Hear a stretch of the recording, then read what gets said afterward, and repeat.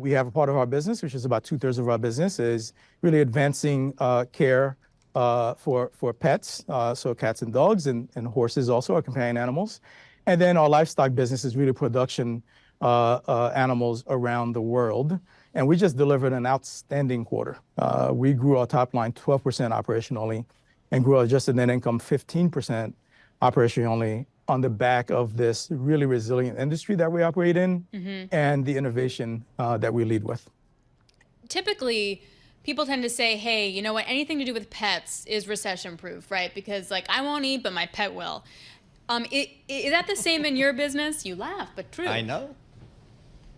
You know, pet owners would agree with you, actually. We actually have survey after survey, and we see it in our numbers and our results as well. But we have survey after survey that proves this. And about 86% of pet owners in a very broad survey indicated that they would spend whatever it takes if their pet needed extensive veterinary care.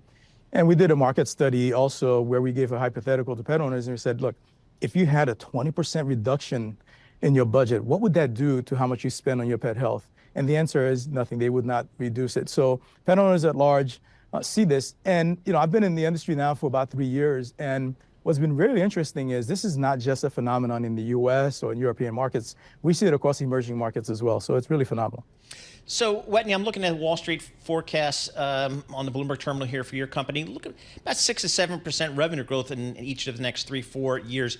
What are the components of the top line revenue growth for your company? Yeah, look, we have really multiple sources of growth. We have our companion animal portfolio, which continues to grow, which are innovative products like we do in dermatology. So our key derm franchise is actually $1.4 billion.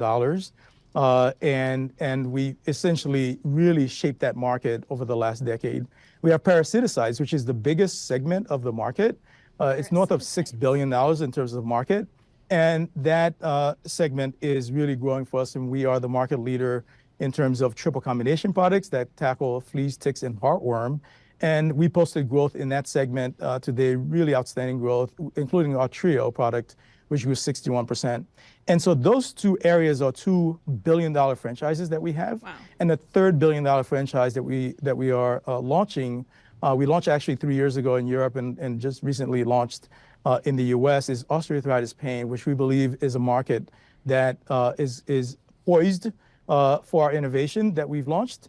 And we believe those products, both for cats and dogs, will be north of $1 billion in peak sales for us, which is essentially within the first 3 to 5 years after launch. And in that segment, also, we saw tremendous growth in this quarter. What's competition like? Who are your main competitors? So look, our main competitors are other animal health companies. So for example, Boehringer Ingelheim is a private company that has human health as well as animal health business. Merck Animal Health is another one that I'm sure all of you are very familiar with. They have an animal health business as well. And then Elanco is also a publicly traded company that has animal health offerings. We are the largest among our competitors, and we also lead with innovation in terms of the products that we come out with. I mentioned dermatology, for example. I just mentioned osteoarthritis pain.